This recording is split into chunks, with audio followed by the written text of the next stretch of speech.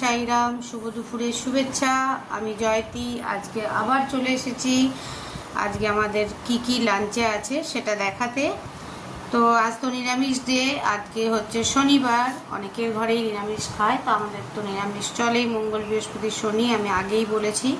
তো আজকে একদম ভাজা ভাজাই করা হয়েছে, ভাত হয়েছে, এদিকে ডাল করা হয়েছে, একটু আলু, এটা আলু ভাজা করা হয়েছে, তবে ওই প্লেন আলু ভাজা নয়, এটার মধ্যে একটু হালকা মশলা দিয়ে আলু ভাজা করা হয়েছে, আর সঙ্গে আছে চাটনি, দইও আছে। দইটা আমি এখন খাচ্ছি না, যেহেতু চাটনিটা খাবো।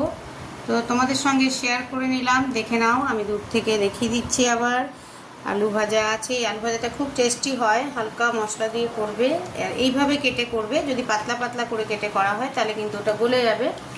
আর সঙ্গে ডাল আছে, চাটনি আছে, ভাত আছে। তো আমিও ঝটপট খেয়ে নিই, আমার খুব খিদে পেয়ে গেছে।